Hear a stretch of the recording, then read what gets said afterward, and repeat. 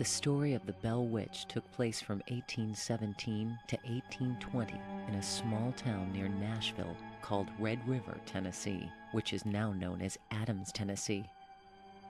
What happened here is so terrifying that some folks, even today, refuse to talk about it.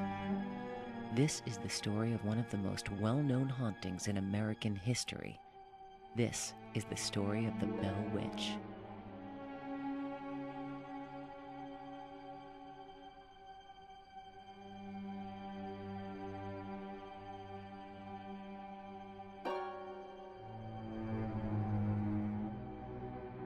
To many, the story of the Bell Witch is history and folklore. The legend is taught in many elementary history classes in Tennessee. To others, it's a terrifying tale of a sinister poltergeist. One of the most knowledgeable people in the country on the Bell Witch is author-historian Tim Henson. Henson, who worked for the state for 26 years, now operates the Bell Museum in Adams, Tennessee. He's also written many books on the subject. I find John Bell still in North Carolina in late October of 1804. He sells 360 acres of land on the Tar River. He had owned a farm there, and he had slaves there. John Bell married Lucy Williams. She married John Bell.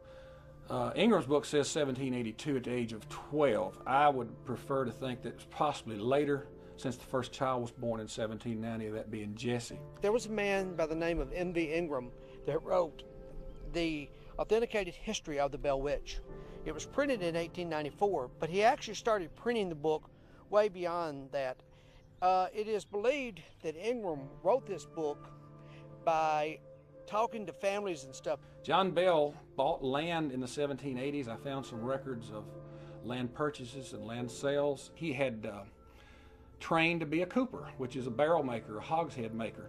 And I must assume that that's probably what he was doing along with his farming and probably building up a little wealth. He's an older man. Lucy is obviously a young woman, anywhere from 12 to 18 years old when they got married. It's a good guess in there because census records are not clear in those days. Frederick, Benjamin, in my opinion, Batts, his brother, and Jeremiah and John Bell, possibly 2 or 3 other families came to Robertson County. There's one indication from North Carolina there were at least 11 families in the wagon train that left North Carolina in late 1804, early 1805 to move to Tennessee. As the Bells came across the mountains of North Carolina, they experienced a phenomenon known locally as the Brown Mountain Lights. And actually they seen the balls of light flying up from the ground up into the sky, you know. And it kind of set the theme for what they were to experience later on in years. In 1810, there was a great comet appeared in the sky, and everybody took it as an omen, something bad was going to happen. It stayed in the sky nightly until December of 1811, when the largest earthquake to ever hit the continental United States hit. It actually was so strong it rang church bells in Boston, Massachusetts. It was felt all across the United States. It was called the New Madrid earthquake, centered in New Madrid, Missouri. It actually made the Mississippi River flow backwards and form Reelfoot Lake up in northwestern Tennessee. If that wasn't enough, in 1815, a large volcano erupted in Indonesia, and it spewed several million metric tons of ash into the air, which resulted in a reduction of the sun in the stratosphere, and it actually caused the year 1816 to be the year without a summer. The cattle starved, all the crops died, corn got up to $10 a bushel, which was like 3 years' wages in 1816. The Bells arrived here. They set up farming. The area was called Red River, and in about the 1830s, they got a post office, which lasted until 1866. Prior to that, the Bells, the Johnstons, the Guns, the Forts would have had to go on to Port Royal or to Keysburg, Kentucky to get their mail. And they would have forded the river just below us here, where Sturgeon Creek empties into Red River. Between 1808, 1809, and the time of the legend, most of the record that we have of John Bell is found in the minutes of the Red River Baptist Church of Christ. In 1816, he purchased a slave girl from Benjamin Batts, who also, I believe, as I said earlier, came with the Bells in 1804, 1805 for $100. The minutes say that they called John Bell before the church at that point to find out what the problem was between him and Benjamin Betts. And John Bell states that he has purchased this slave and had a bill of sale for her, but he didn't take possession. Evidently she was a young girl and he left her with her mother for a while. When he went back to get her, Benjamin has changed his mind. He's decided he doesn't want to sell her or that she's worth more. Evidently an argument ensued and the neighbors became aware of it. And John Bell told Benjamin that I'll sell her back to you for $150. But he says in the minutes that he ultimately did sell her back to Benjamin for $120, tore up the bill of sale, and believed at that point that the deal was done. Benjamin goes to Springfield and files a lawsuit against John Bell. And the result was, 2 years later, John Bell was excommunicated from the Red River Baptist Church. I'm going to be one of the few people that will say this. From my research, Kate Betts was the daughter of one John Williams Jr., Lucy Bell's older brother. Some say that Kate Betts was the reason behind the haunting. Betts was a spiteful old woman who believed that she had been cheated in a land purchase by John Bell. She told Bell that she would get even with him and that his family would pay for what he did to her. Kate Betts was a unique lady. She was very much in charge. Back in that day, women didn't do any of the business that men did. They didn't run farming operations or anything like that, and she did. She was very much involved in the affairs because her husband died, and she took over where he left off. She was eccentric, and the ladies didn't like her because she was very outspoken. And one illustration is supposedly happened at the Red River Church when they were having a revival. She always came late. She always traveled with 3 slaves, and they called it Kate Betts' troop. She would saddle her side saddle. No self-respecting woman in those days would straddle a horse, but never get on the horse. And they would walk wherever they were going, always arriving late. She would come in with a loud entrance and make a scene everywhere she went. Kate arrived late one day to church.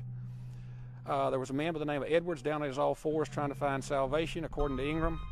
Kate, instead of going to her pew, goes down front, sits on the back of Mr. Edwards, flattens him on the floor. He begins to holler, "Oh Lord, I'm sinking," believing he's having a religious experience because her hoop skirt has darkened out his eyesight. She sits there. The preacher begs her, Suggs Fort begs her to get off of him. "You're smothering him." She said, "That's fine. He's getting closer to the Lord. Let him suffocate." Some believe that Betts practiced witchcraft and conjured up a spirit to kill John Bell. Ironically enough, the spirit called herself Kate throughout the haunting. According to legend, the first manifestation of the haunting occurred in 1817 when John Bell encountered a strange animal in the cornfield on his property. The animal, described as having had the body of a dog and the head of a rabbit, vanished when Bell shot at it. Afterwards, a series of strange beating and gnawing noises manifested around, and eventually could be heard inside the Bell cabin. There were all kinds of noises like chains rolling down the stairs and scrapings and funny sounds, and it got to be an every night thing, and it was really a torment. They first thought that some of the neighbors were playing pranks on them, so as they got louder and louder, they were keeping the bells up at night. They couldn't sleep. They began to see the strange birds and the animals. Dean began to talk about seeing animals in the field that were big as human beings and could talk, and that was the slave of John Bell Sr. And he told a lot of stories. He talked about, a donkey talking to him. He talked about big birds too, as did the Bell family in general. But Dean told a lot of the stories in the early days. They had a still, and I think some of those stories could have been enhanced a little bit when they'd passed the jug around a little bit, and Dean probably participated in that. Betsy was born in Robertson County, the first child of the Bells to be born here, the one that supposedly the spirit, the witch, the poltergeist, whatever you want to call it, tormented the most. One night she woke up with strange noises in her bedroom, and she started to get up, but her hair was tied in knots around one of the bedposts.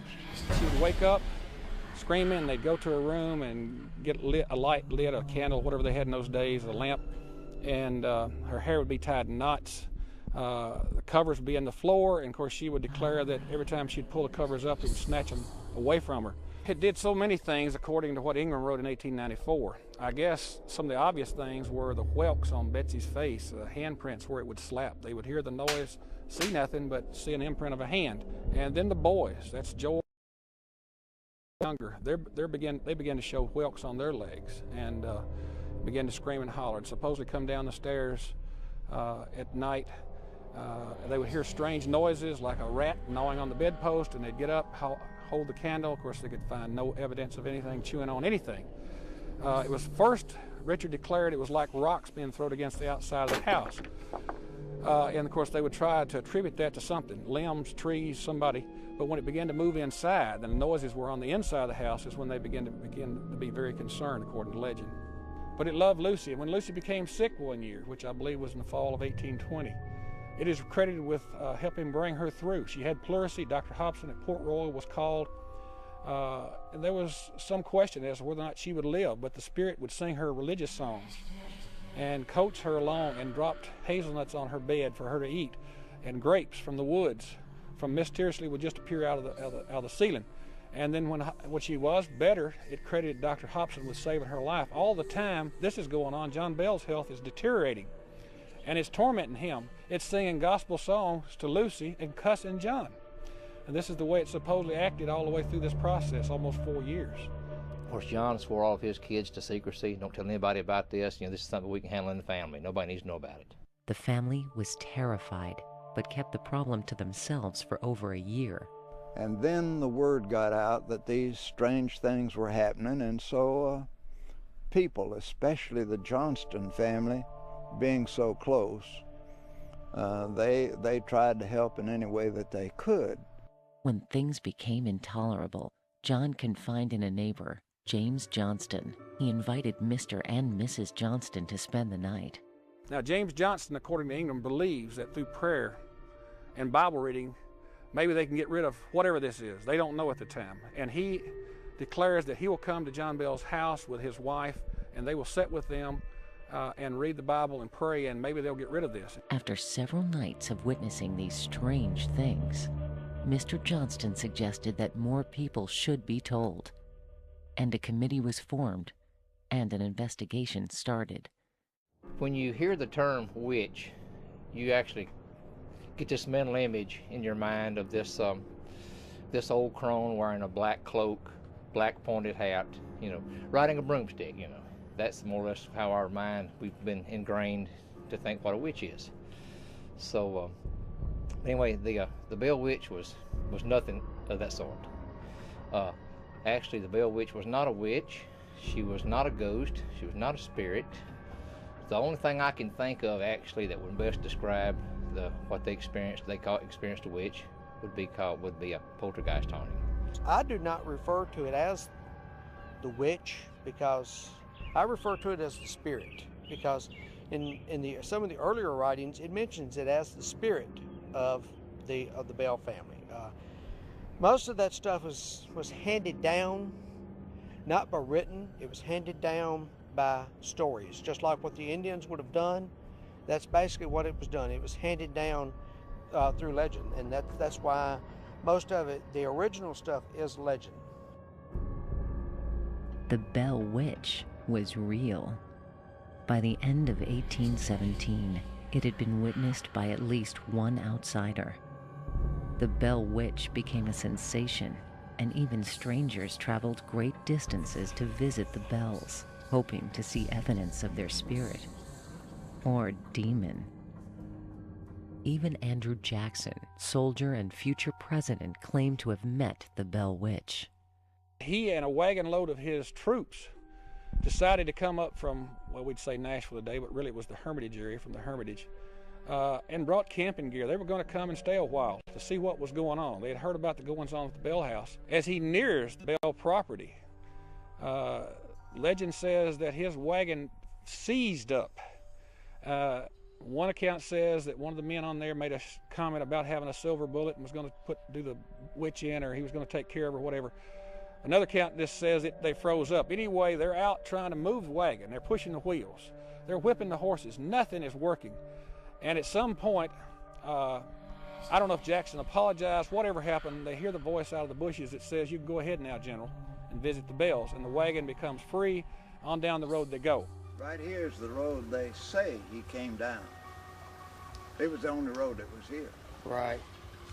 This road eventually went on to the Bell Farm. Huh. Which used to be? That direction, north, and Okay. north, actually a little northwest. We know, or we believe, they stayed at least one night camping out at the Bell house. Jackson is reported to have said, though we cannot find this in his papers at the Hermitage, that he had rather fight the whole of the British Army than to face or spend one more night at the Bell house. So whatever happened that night evidently gave him the woolies. As time passed, the spirit continued to torture the Bell family. John Bell was becoming very sick, and on the night of December 20th, 1820, he died. He got so sick he went to bed and lay down one day and actually never got up. They found him Drew come in one morning to check on him and found he was more or less unconscious, had a strange odor on his breath. And they checked his medicine and found a strange smoky vial sitting in his medicine cabinet, and nobody knew where it come from. Had never been seen before. So they had the same odor on John's breath as what the smoky vial smelled like. So they took a broom straw and put it in a bottle and then run it through a cat's mouth. Well, the cat turned about 3 flips in the air and just fell over dead. So now they know that John Bell's been poisoned, but the question is, who poisoned old John Bell? And they began to question each other. Was it Betsy? Was it John Jr.? Did Lucy do this? Did one of the neighbors? And then they hear the voice that they've heard so often in the house, which they call the spirit. And it said, I fixed his medicine last night, gave him a big dose of it, and he'll never get up out of that bed again. For the first time in American history, a death is blamed on a spirit. Legend says he was brought out here on the hill, back over here to my left, and to be buried. And James Johnston was there, of course. The neighbors were there. The bukus of neighbors were there. Lucy had asked Suggs Fort, the Baptist preacher, to preach the funeral, as well as James Gunn and Thomas, his brother, the two Methodist preachers in the community. One account says that they couldn't be heard for the noise of the laughing, cursing, and singing in the trees. Another account says as soon as they finished preaching, they began to hear the screeches and the screams. And she sang a song, "Oh, Roll Me Down Some Brandy-O," which was a term for, they put whiskey and brandy in barrels in those days, and made fun. And of course, when finally they got him covered up and they left the cemetery, that's when it became quiet at the Bell house, supposedly, for some period of time, until at least 1821, when Betsy became engaged. After the funeral, her intensity, she just more or less just diminished every day until finally she was just a faint voice. She appeared to John Jr. and told him that she would be gone for a period of 7 years, in which she would appear, which she'd come back. Ingram wrote that things settled down, Betsy got better, and they thought things were over with, until Joshua Gardner asked Betsy to marry him. And that would have been sometime in April, early part of 1821, at which time Richard wrote in his diary, it was like the voice of thunder. All this mess is back again. Now it's talking again. Betsy sees the little girl hanging from the tree again, the apparition, and it's telling her, please, Betsy, please don't marry Joshua Gardner. Please, Betsy, please don't have Joshua Gardner. And of course she becomes very nervous again, and legend says that she refused to marry him at that point, either give him back his ring or told him she couldn't marry him. And he moved away. That's what the book says. Betsy was a student of Richard Powell, as was her younger brothers, Joel and Richard. And if you believe his statement, periodically he would visit the Bells and tell Lucy and John how beautiful their daughter was, how intelligent she was, and there seems to be some affection there, even though we know officially he was married to Esther Scott Powell. Their marriage was over the period of time, which included the legend of the Bell Witch, which means as he was teaching Betsy and Richard and Joel and all the rest of the Bell children, he was married to Esther Scott. She died in 1821, which was the year that Joshua and Betsy supposedly broke up. The witch supposedly broke up their little escapade, and Joshua moves to West Tennessee. And in 1824, I believe it was March 21st, it was in March, that he marries Betsy Bell. She becomes Betsy Bell Powell. Out of the 8 children born to Richard and Betsy Bell Powell, 4 of them died before the age of 12. 3 of them died between 1839 and 1840, and they were ranging in age from 4 or 5 years old all the way up. One child was almost 12 when it died. I don't know if some disease came through, I'm not sure what happened, but the Bells had a lot of tragedy in their life. And sometime between 1873 and 1875, she moved to Mississippi, where 2 daughters were living at that time. She dies in 1888. Betsy had a tough life, but even near the end, when someone asked her, she said she considered it basically happy, even though she had lost all of her children but 2 and her husband at a fairly young age. Betsy is buried in Water Valley, Mississippi. Even today, strange things have happened to people in Adams. Many claim that it's the Bell Witch. I'm the owner of Austin and Bell Funeral Home. I'm 5th generation here. We started in 1842 here in Springfield. Well, actually in Turnersville. Well, it wasn't talked about a lot when I was young. My grandmother was sort of ashamed of it. I guess that was the feel of the family. Back in that point in time, no one talked about the witch because they were sort of embarrassed. It was a sort of a demeaning thing to be associated with the witch. And so I didn't learn a lot about it till later in life. And the Blair Witch Project came out, and this explosion of interest in the Bell Witch came about, and then everybody started talking about it, and it's become sort of a fun thing to do now. We lived there probably off and on maybe somewhere around 20 years. And there was some slave graves out front. And a lot of people, about the Bell Witch. And we heard a lot of things in that old house over the 20 years we were there. And not so much as seeing a lot of things, but hearing a lot of things.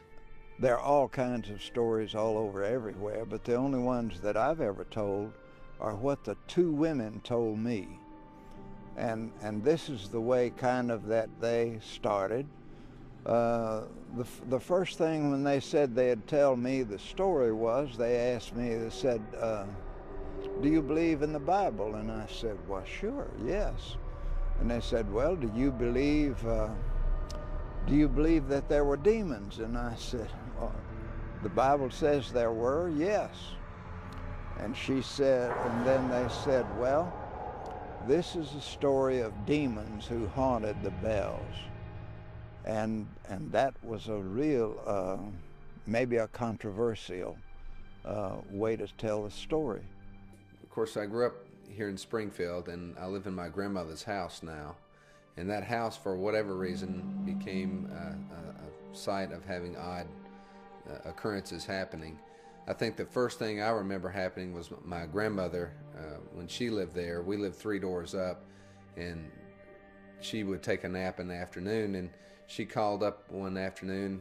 I happened to be 7 years old at that point in time, and she was really scared, and she asked Dad to come down. So I went down with him, and we went to the house, and we had to get her to unlock the door. She had the door locked, and so we went in, and she was just terrified, and so she said, search the house. So we looked the whole house over, and we didn't know what we were looking for. We checked the windows and under the beds and the closets, and nothing was in the house. And then we came back down, and Grandmother was in the kitchen still scared, and she goes, now look. And we looked, and on the floor were all her china. It was all scattered across the kitchen floor. And she proceeded to tell us that she was upstairs taking a nap, and she heard this crash that woke her, and she came downstairs and saw all her dishes on the floor. And where they came from was a butler's pantry. It was a pantry in between the dining room and the kitchen, and it was in a china cabinet that was built into the wall with locking doors. And when we looked at the china cabinet, all the doors were open, and every piece of china was out of the cabinet onto the floor.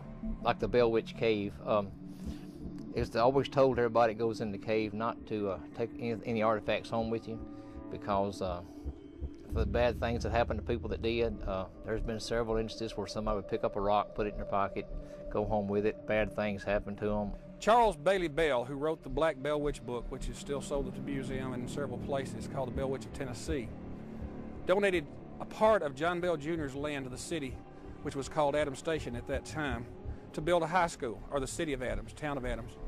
And in 1912, a high school was built on the property of John Bell Jr.'s.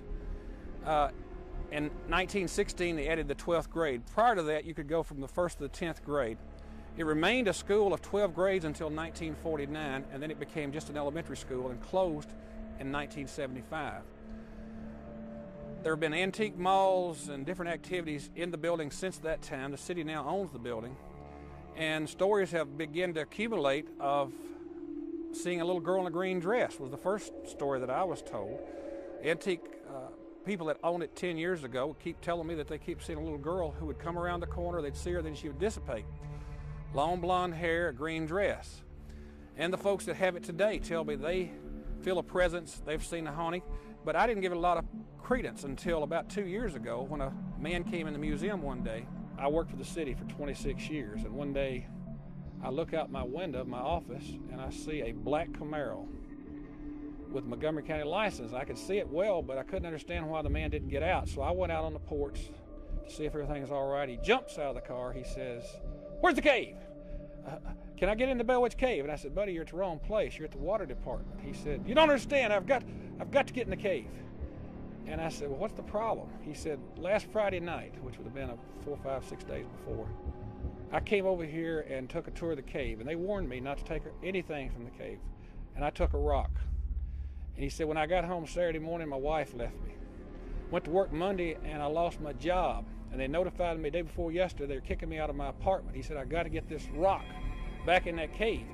I said, "Well, if you just go up the hill and go to the entrance, I'm sure the owner will come out and he will meet you." And sure enough, he did. We could hear different things walking in the house, cabinet doors shutting, voices, and two of my sons live, their bedroom was up over ours, and a lot of things happened to them boys up there. They would, my oldest son, it tried to talk to him, because it more than once it called his name out talking to him, and he was scared of it. I remember in the 70s they did a special on the three famous ghost stories of Tennessee, and the Bell Witch was the third one of this mini-series, and we watched the first two, and then the Bell Witch was coming on, and they started with Andrew Jackson's carriage coming on the property, and as soon as the picture came on, or the show started, the picture went out. The sound was on, but the picture was gone. And when the commercials would come on, we'd see the commercial, and then when it would go back to the show, the picture would go out. Well, we were all upset about it because we had all gathered in the room to watch it. And so Dad called next door to Mr. Moore's house and told him to turn his TV on, and he did, and he had a picture. He said, "Well, you mind if I come over?" He said, "No, come on over." So he went over next door, and as soon as he got in the house, his picture went out. And so we never saw the story. I don't know what was about the story that we weren't supposed to see, but that was really odd. And as soon as the program was over, our TV was working properly again. My youngest son, after my two oldest boys moved up, my youngest son, he lived up there, and I guess it liked him, because it never bothered him. But one of the oddest occurrences I ever had upstairs was in his room was I went up there one evening. I was looking for something that he had borrowed and left it up there in his room. He wasn't at home, so I looked and couldn't find it, and I started to go back down the steps, put my hand on the handrail. And I've always said, "What are you looking for?" And of course that made cold chills all up and down. And I looked around, wasn't a soul in the room. My wife, she was downstairs in the kitchen. And the only thing I could say, I can't find what I'm looking for, so I left in a hurry. I had heard these tales about the Bell Witch all my life, things like that. I'd read the books and everything on it, and I kind of thought, well, you know, all these people have got all these different tales they're telling and all, so I decided to combine a lot of them. Of course, the only information we have on the book is what actually Richard Williams Bell actually wrote down, which was like 40 years after the fact. You know, that's the only documented information we have. So I had to take a lot of that, and the way it was written is kind of hard to understand. So I put it in today's language. A lot of that stuff. I added a lot of things myself. But while I was writing this book, I had weird things. I experienced weird things. I'd be sitting there at my computer and just be totally engrossed in writing. And all of a sudden to see somebody walk by the door of the room. Of course I'd look, see who was there, and there'd be nobody there. One thing is, this is the oldest continuous ghost story in America that still lives today. A few years ago, we were lucky enough to have a guy that was a Juilliard graduate that went to school here in Adams. His name was David Alford. Wrote a play called The Spirit. And that is put on every year in October in Adams. It's about the only one that still has members of the actual family of the Bells that is included in that. I think that is, that was an important part. And then there's also been several movies that was printed. One of them is called The Bell Witch. But if you get on the internet, possibly the witch legend has more sites than about anything that you can imagine. Over the years, it's been interestingly enough that there was a comic book one time was written about the witch. There is one called Fate, which was an old. It started in 1948. They wrote one in 48, which was the second copy of that particular book. It was on UFOs. There was a book called by Mitchum that was printed that the Bell Witch was hung between two worlds, which the book never did do anything, but the Bell Witch was hung between two worlds.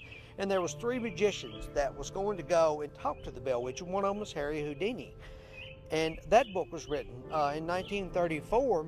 A guy from Nashville area wrote the very first musical on the Bell Witch that actually was produced in was produced in New York. It was in Carnegie Hall. But it was not first produced there. Actually, it was first produced in 1939 in Nashville. And there was a lady by the name of Dinah Shore who actually played the first Betsy Bell that we know of. That is in newspapers, and it has been written that she actually did portray the part of Betsy Bell in 1939. That was the year she graduated from Vanderbilt University. The movie that came out, The American Haunting, it went all over the world. It brought the legend back here, and I really think that we've had people to come back here to see what Adams is. The first thing that a lot of times they mention, they get to Adams is this it? Because Adams is not a big place. Adams cares about the legend, but it cares about the legend in its own way. It doesn't care whether the world cares about it. It doesn't care whether the world comes here to see it. This is kind of still a private thing, I think, among the people here. A lot of the stories are still handed down through here. We have the cave here, and as you can see behind us, we have Bellwood, which is a cemetery that belongs to the Bell Trust. John Jr.'s land belongs to, John Sr.'s land is in the Bell Trust, but it is off limits to people. John Jr.'s is also off limits to people. And most of the land here was not farmed the exact same way, but this land's been farmed for 200 years. There's still farmers here. These pieces of land are still being farmed today. Tobacco's still being raised here. The only thing that's not raised here at their time period was cotton. But everything else is still here. We still raise wheat, we raise soybeans, we raise corn, we raise tobacco. That's something that's been handed down into this just as much as the legend. The interesting thing about Robertson County is the people here are still just as free-spirited as they were in that time period. Most of them in the Adams area are still farmers. A lot of them are. There's not any industry that I know of or any big industry in Adams, Tennessee. The people up here, they care about the legend going around the world, but to them it's still just kind of a local thing. The legend is here. What I wanted to do is I always said that I would collect and bring back every bit of the information that has been written about it. I don't necessarily believe half the crap that's in these books because most of it's crap. I hate to say it that way, but it is. Basically, they reprint the same stuff over and over and over. About 90% of it comes from Ingram's book. They think that when they find the Ingram book, they found something new, but Ingram's been here since 1894. Well, what I wanted to do is I wanted to bring back the legend part, and I also wanted to bring back all the books that I could find and all the writings that I could find on the subject, because one day maybe I might make a library of this. But I just thought it would be an interesting thing to find out how many writings that there are. All these things, we're happy. Adams is tickled to death to have a museum. We're happy and proud of our heritage, our past, and the Bell Witch legend is just a part of our history in the museum at Adams, Tennessee. When I went away to college, I had absolutely nothing happen to me, and the ones that I know that have been away have not had any stories that have occurred. Most of the stories happen here in Robertson County and the surrounding area around here. In this area, it's affected many people outside the Bell family. It's affected a lot. There's stories that come from all over the community of things that have happened, of babies getting spanked that were crying too loud, and just odd things that have happened in the Adams area. But mainly the Adams area is the hot spot, so to speak. I don't know if it's because of the cave and the proximity to the house and the story, but most of the stories happen in the county, and they happen to men, women, children, everybody. I've always been, during the process of this documentary, just kind of on the fence about, whether the whole Bell Witch hauntings really happen and stuff like that. I've heard about past Bell Witch productions, like films that have been made about it and so forth, and that they've had problems and, on-set accidents and stuff like that, just kind of weird things. And I was, kind of wondering and expecting something similar to happen to us, maybe, just to validate for me personally that, this is something that's really going on. Nothing happened the whole duration of shooting, and, I told Zac, the producer, I was just basically like, well, maybe after, all these years, the Bell Witch actually wants publicity now. I don't know. I mean, she seems to be letting us get by just fine. Until, of course, I got to the whole editing process, and then that was a different story. When we got back to Nashville, where I was editing,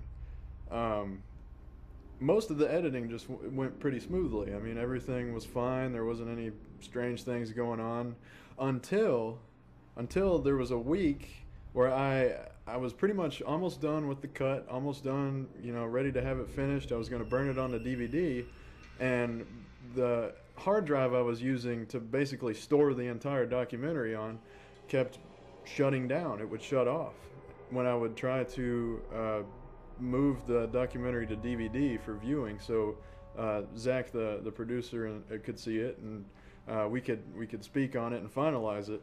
And I could not get it burned, and it took me literally the entire day just trying over and over and over again to burn this documentary to DVD, and the hard drive kept shutting down. It would just go to sleep or something. I'm not sure what it was that it was doing. So I got frustrated and mad, and I just gave up for the day, and I was going to come back to it the next day. So in the meantime, while all this is happening, I'm having a lot of trouble sleeping. I mean, I have probably the worst insomnia I've ever had during this week. I mean, for no reason. I mean, I'm not doing anything different in my schedule that would cause such a thing. Days go by, and I'm still attempting to burn this DVD, and it just will not burn, and I don't understand why. And I'm frustrated, and I'm tired, and I'm just thinking to myself, you know what?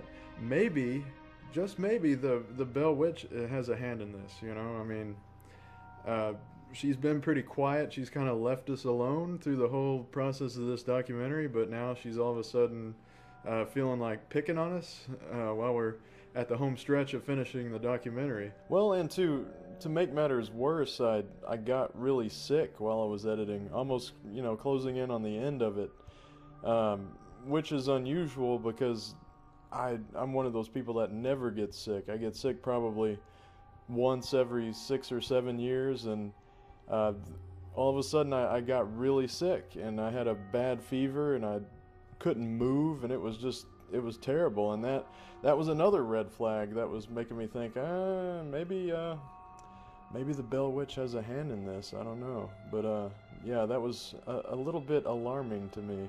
I mean, it may just be nothing more than a technology failure of some freaky kind, but it's kind of fun, since we're actually working on a documentary about the Bell Witch, that our production could be in fact haunted by the Bell Witch, and that's very interesting. The story of the Bell Witch remains one of America's most frightening ghost stories. What really happened in these woods? Was it a spirit, a poltergeist, or the work of a demon? Whatever the case, this story will never be forgotten and will be talked about for generations. Really, it never was solved. And even to this day, we don't know what went on, what didn't go on, what was real and what was not real. Legend states that if you stand alone in a dark room, look into the mirror and say, "I hate the Bell Witch," 3 times, she will appear in the reflection of the mirror.